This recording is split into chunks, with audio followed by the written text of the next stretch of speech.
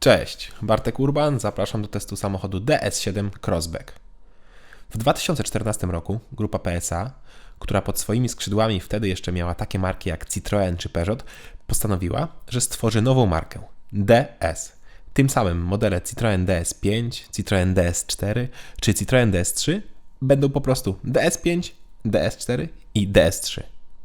Jednak tak naprawdę pierwszym modelem, nie kojarzącym się jednoznacznie z Citroenem, jest model DS7 Crossback, przed którym właśnie stoję.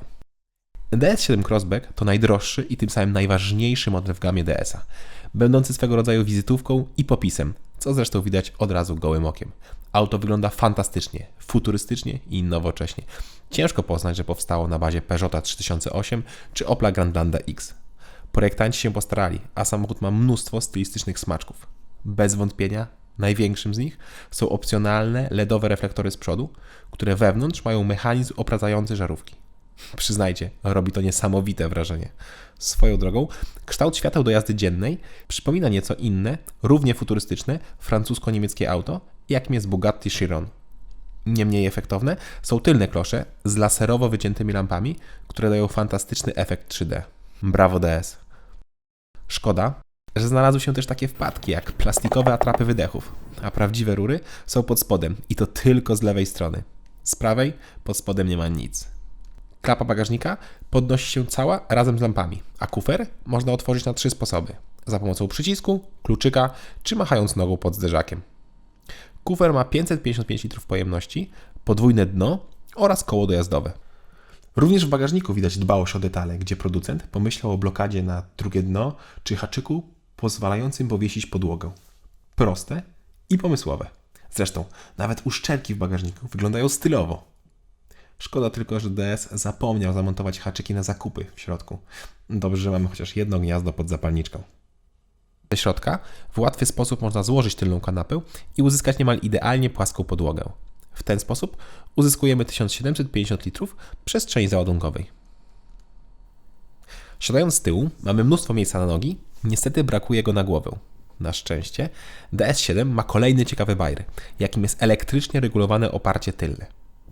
Opuszcza się dość wolno.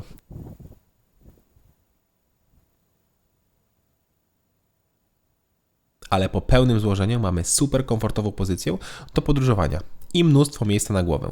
Oczywiście nie musi być w pełni rozłożone, sami możemy dostosować kąt oparcia. Mało miejsca jest niestety na stopy, choć to akurat w tym modelu nie jest problemem, bo na nogi jest i tak dużo przestrzeni. Z tyłu do dyspozycji mamy oddzielną klimatyzację oraz 2 złącza USB. Z przodu miejsca mamy bardzo dużo. Fotel jest w pełni elektryczny, a dodatkowo ma nawet opcję masażu i to bardzo przyjemnego. Co prawda tylko plecy, a nie jak niektóre auta również pośladki, ale mimo to jest nieźle. Kolumna kierownicy jest regulowana w 2 płaszczyznach, a sama kierownica dobrze leży w dłoniach i świetnie wygląda. Co do foteli, są one typowo francuskie. Bardzo miękkie, wręcz przepasne i niestety mają bardzo, ale to bardzo słabe trzymanie boczne. No właśnie, pora wsiąść do środka i przeżyć kolejny szok. Styl DS7 oraz wykonanie naprawdę powala na kolana. Jakość materiałów jest niesamowita. Każde przeszycie skóry czy wycięcie przycisków robi ogromne wrażenie. Tak samo jak spasowanie, gdzie nic, ale to absolutnie nic nie skrzypi. Po odpaleniu samochodu albo włączeniu zapłonu na szczycie deski rozdzielczej wysuwa nam się, czy tam też obraca, zegarek marki BRM model R180 specjalnie zaprojektowany dla tego samochodu. Piękny gadżet i nie jest to jedyny bajer na pokładzie. Zanim jednak do nich wrócę, to chwilę skupmy się na praktycznych aspektach. W środku znajdziemy kilka schowków. Jeden za skrzynią biegów, gdzie jest złącze USB, gniazdo zapalniczki, ładowarka indukcyjna oraz sterowanie do podgrzewanych foteli przednich. Za skrzynią mamy idealne miejsce na telefon oraz 2 cup holdery. A w podłokietniku duży schowek z miejscem na schłodzenie butelki. Przed pasażerem mamy standardowy schowek, oczywiście klimatyzowany. Warto zaznaczyć, że boczki drzwi, gdzie również są schowki, są wyłożone materiałem, aby nic tam się nie porysowało. Po tym poznaje się premium. Zegary są oczywiście w pełni cyfrowe i oferują mnóstwo różnych widoków. Jest to kokpit znany z modeli Peugeot 3008 czy 5008. Ekran cyfrowych zegarów ma 12 cali, czyli tyle samo, ile główny wyświetlacz na środku deski rozdzielczej.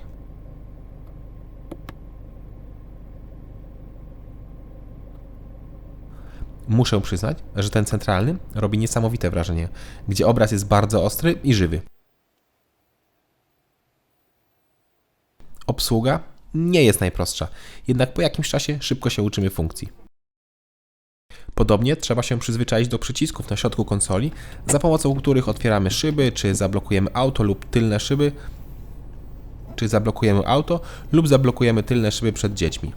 Wracając jeszcze do ekranu centralnego, to działa on bardzo szybko, reakcja na dotyk jest niezła, a kolejne funkcje uruchamiają się płynnie, bez przycięcia. Bajerem wartym odnotowania jest tryb nocny, czyli coś na wzór noktowizora. Wykrywa on m.in. pieszych i to dużo szybciej niż my jesteśmy w stanie to samemu zrobić. Na przykład teraz już pokazuje pieszego po prawej stronie drogi, a ja wciąż nie jestem w stanie dostrzec go gołym okiem.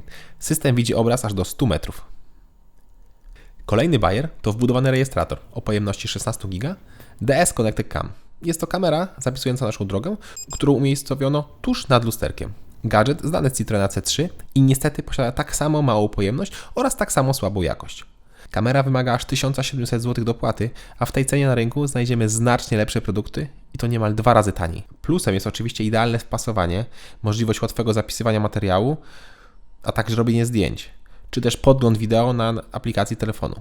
Szkoda tylko, że numery rejestracyjne w nocy są ledwo widoczne. Nawet w dzień przy dość szybkim ruchu ciężko będzie je odczytać. Zresztą DS ma problemy z kamerami, bo również ta do parkowania ma bardzo słabą jakość. To zdecydowanie powinno być poprawione. W końcu DS7 to auto klasy premium. DS7 oferuje w środku oświetlenie kameralne, czy tam nastrojowe, co jest dość popularne dzisiaj. Francuzi jednak musieli to rozwiązać na swój sposób i podświetla nam się element drzwi, który normalnie jest cały czarny. Dopiero w nocy, jak włączymy opcję, to widać efekt, który robi wrażenie. Przy odblokowaniu samochodu na podłogę z lusterek jest wrzucane logo DS-a. Pod maską DS7 może pracować póki co jeden z 4 silników. 3-cylindrowe benzynowe 1.2 o mocy 130 koni, 4-cylindrowe 1.6 o mocy 180 lub 225 koni oraz 2 diesle 1.5 130 koni oraz 2.0 180 koni. Wszystkie silniki są turbodoładowane. W przyszłym roku pojawi się też 300-konna hybryda, która jako pierwsza będzie oferowała napęd na 4 koła. Będzie to pewnie nieco oszukany napęd, gdzie tył będzie napędzany elektrycznymi silnikami, a przód spalinowym 1.6. Póki co wszystkie wersje są napędzone tylko i wyłącznie na przód. Testowany egzemplarz był wyposażony w najmocniejszy 180-konny silnik diesla o pojemności 2 litrów, który występuje tylko i wyłącznie z automatyczną, nową, 8-stopniową przekładnią. Silnik znany jest z koncernu PSA, gdzie znaleźć go możemy w Peugeotach czy ostatnio w Oplu Grandlandzie X. Pracuje dość głośno jak jest zimny, na szczęście kabina DS7 jest nieźle wyciszona. Co więcej, oferuje naprawdę niezłą elastyczność i stosunkowo niskie spalanie. W mieście udało mi się oscylować około 8 litrów, co w tak dużym aucie jest niezłym wynikiem. Do setki DS7 z silnikiem 2.0 180 koni powinien przyspieszyć w 9,4 sekundy, choć mi udało się uzyskać 9,3 sekundy. Ciekawy jest wpis danych technicznych, gdzie DS podaje prędkość bez pasażerów, tak jakby któryś producent podawał ją z kompletem na pokładzie. Auto przyspiesza naprawdę ładnie i odczuwalnie zwalnia dopiero w okolicach 150-160 km na godzinę.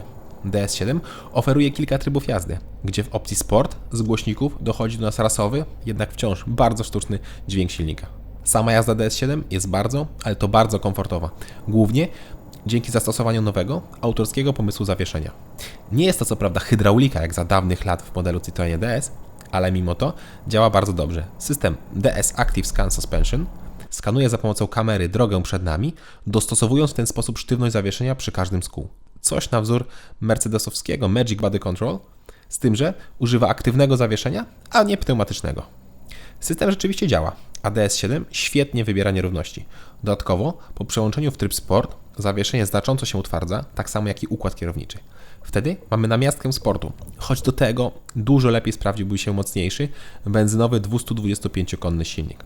Zresztą DS7 nie jest autem stworzonym do szybkiej sportowej jazdy. Jest idealny do komfortowego podróżowania. Pochwalić muszę bardzo mały promień skrętu, który przydaje się w manewrowaniu. Cennik DS7 otwiera wersja z silnikiem 3-cylindrowym 1.2 o mocy 130 koni i manualną przekładnią. Za taki zestaw trzeba wydać 132 900 zł brutto. Topowa odmiana, benzynowa o mocy 225 koni, to wydatek minimum 162 900 zł, natomiast najmocniejszy diesel, czyli taki jak testowany, to wydatek minimum 163 400 zł. Ciężko mi się odnieść do tej ceny, która wydaje się wysoka, chociaż z drugiej strony dostajemy naprawdę dopracowany samochód i to luksusowy. Auto ma konkurować z BMW, Audi, Lexusem, Jaguarem czy Mercedesem i pod względem wykonania, jakości materiałów oraz dbałości o szczegóły wygrywa z nimi. DS7 Crossback nie będzie popularnym modelem, ale w tym też będzie jego siła. To model dla osób, które cenią sobie styl, indywidualność i mają nietuzinkowy gust. Jeśli poszukujecie genialnie wykonanego i dopieszczonego samochodu klasy premium, to takim produktem jest właśnie DS7, którego trzeba traktować jako bardzo wygodną, luksusową, podniesioną limuzynę, a nie jako typowego SUV-a, ponieważ nawet w opcji nie ma napędu na wszystkie koła. Oczywiście, można też ponarzekać na małe silniki, zwłaszcza podstawowe 3-cylindrowe 1.2, które raczej mało ma wspólnego z mianem premium. Ale takie na stałe czasy. DS7 Crossback to naprawdę bardzo, ale to bardzo dopracowany samochód, który pozytywnie mnie zaskoczył i robi niesamowite wrażenie.